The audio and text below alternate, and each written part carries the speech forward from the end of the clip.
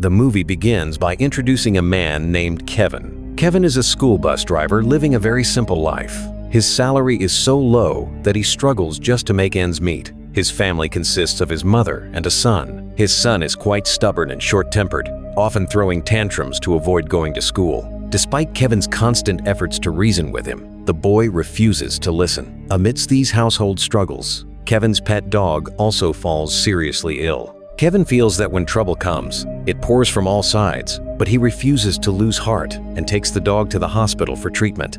The next day, Kevin drives his bus to school as usual and drops the children at their destination. This story is set in the town of Paradise, California, where the weather is often dry and hot. Suddenly, a short circuit occurs in the high-tension power towers atop the mountains. The resulting sparks fall onto the dry grass below. Due to the adverse weather conditions, those sparks instantly transform into a massive blaze, spreading rapidly toward the forest where the town of Paradise is situated. The townspeople were completely unaware of the approaching danger. After dropping the kids off, Kevin prepares to take the bus to the garage for repairs. Meanwhile, the forest fire was spiraling out of control. Police officers notice the smoke and immediately alert the fire department. Firefighters arrive on the scene, but the steep mountain terrain and rugged paths pose a significant challenge. Some workers even find themselves trapped in the path of the flames. During this time, Kevin receives a frantic call from his mother. She tells him that his son's health has suddenly deteriorated. He is vomiting continuously and needs to be rushed to the hospital immediately. Kevin panics, but he gathers his courage and tells her he is coming with medicine in the bus. He abandons his plan to go to the garage and heads straight for the medical store. By now, thick black clouds of smoke could be clearly seen in the sky over the town. The wind was blowing directly toward the town, meaning this dance of death would soon engulf everything in its path. The police and administration were trying to determine how the fire started. While forest fires are common in California, this threat was far larger than anything they had seen before. No one had anticipated that the forest fire would take such a horrific form. Although small fires were brought under control in some areas, the main blaze remained uncontained. The investigation revealed that despite high winds, the power department had not shut off the electricity supply, allowing the sparks from the tower to ignite this catastrophic fire. Fire department officials lashed out at the power department, blaming their negligence for putting the entire town at risk. Under pressure, the department finally cut the power to the entire area to prevent further short circuits. Meanwhile, an FBI officer radios a message stating he is trapped in the heart of the forest. Fires had already broken out in several homes, and people were in desperate need of help. Showing great bravery, he herds several people into his vehicle and heads toward a safe location. The fire brigade now realized that the fire had spread across a 5-kilometer radius. Just then, Kevin's boss calls him. She instructs him to get the bus fixed and reach the school quickly because the children need to be sent home early. However, Kevin never made it to the garage. He was heading home to his sick son with medicine. Because vehicles couldn't reach the high mountain peaks, helicopters and planes were deployed. They sprayed water from the sky, but the fire was so monstrous that every effort seemed insufficient. The officer trapped in the forest, seeing himself surrounded by fire with no escape route left, orders the passengers in his car to head into a nearby pond. He tells them to stay submerged in the water to save their lives. On the other side, Kevin realizes the severity of the fire. He calls his son and gives him strict instructions. No matter what happens, do not step out of the house. The air had already become thick with toxic smoke. At the school, the children are terrified as they watch the flames rising through the windows. Their teacher, Mary, gathers all the children in a hall and tries to keep them calm. While many parents had already reached the school to collect their children, there were still 22 children whose parents couldn't make it through. Suddenly, Kevin gets a call from his estranged wife. She has heard about their son's illness and the dire situation outside. She screams at Kevin, "You don't need to go to my son. I will go and get him from your house myself." Kevin now stands at a crossroads.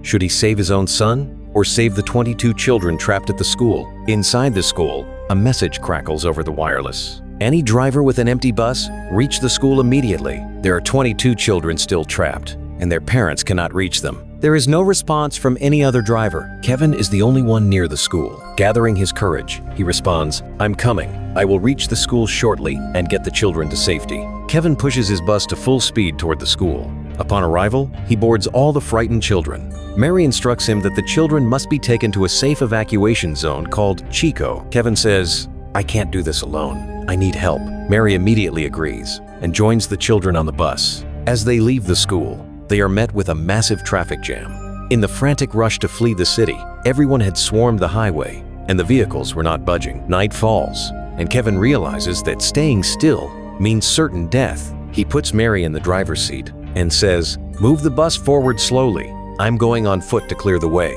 Amidst the smoke and fire, Kevin pleads with the drivers, "I have children in my bus. Please, give us a path." Seeing his desperation, people begin to move their cars, and after a hard struggle, the bus finally breaks free from the jam. As they move forward, they witness a landscape of pure hell. Houses are burning everywhere, and flames are touching the sky. The smoke is so dense that it feels like midnight in the middle of the day. The heat inside the bus rises so much that the children begin to scream in terror. Meanwhile, at the Chico campsite, where tents had been set up for the injured, all the buses had arrived except for Kevin's. The parents were in a state of panic, waiting like madmen for their children. Back on the road, Kevin can see nothing through the windshield. He is driving based on pure instinct and guesswork. The children are drenched in sweat from the extreme heat and are gasping for water. Kevin stops the bus in a spot where the fire seems slightly less intense. Mary runs to a nearby house to search for water. That house was right next to a fuel station. Just as she emerges with water bottles, the fuel station explodes with a deafening blast. Mary narrowly escapes. She reaches the bus and quenches the children's thirst. But the danger is far from over. In that black ocean of fire and smoke, Kevin no longer knows if he is driving towards safety or straight into the jaws of death.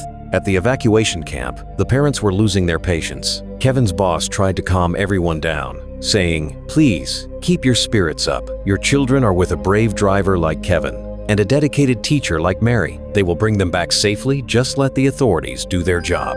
Meanwhile, in the middle of the river of fire, Kevin encounters a few people fleeing on foot. They warn him, "Don't go any further. There is nothing but death ahead. Abandon the bus and run." But Kevin carried the responsibility of 22 innocent lives.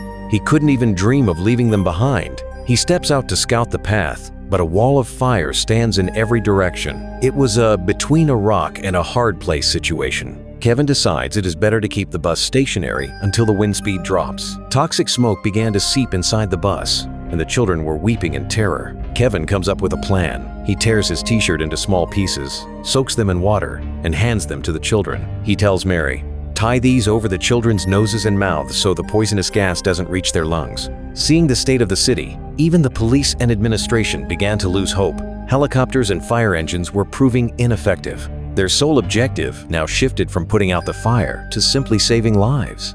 Trapped in the blaze, Kevin and Mary shared their personal sorrows with each other, believing these were their final moments. Suddenly, the fire reaches the very edge of the bus. Kevin jumps down to try and fight off the flames near the vehicle, but he was helpless against the fierce winds. Instead of giving up, Kevin decides to take one last, desperate risk. He boards the bus and tries to crank the engine. After several failed attempts, the engine finally roars to life. Without a second thought, Kevin drives the bus straight through the towering flames. It was extremely dangerous. A burning tree could have crushed the bus, or the tires could have ignited. Visibility was zero due to the smoke, but relying on sheer instinct and courage, Kevin pulled the bus out of that death trap. Finally, they reach a safe zone. As the bus enters the camp, the eyes of the grieving and weeping parents light up with hope. Seeing the children safe and sound, the entire camp erupts in joy and applause. Every parent thanks Mary and Kevin from the bottom of their hearts. Away from the crowd, Kevin searches for his mother and son with tears in his eyes.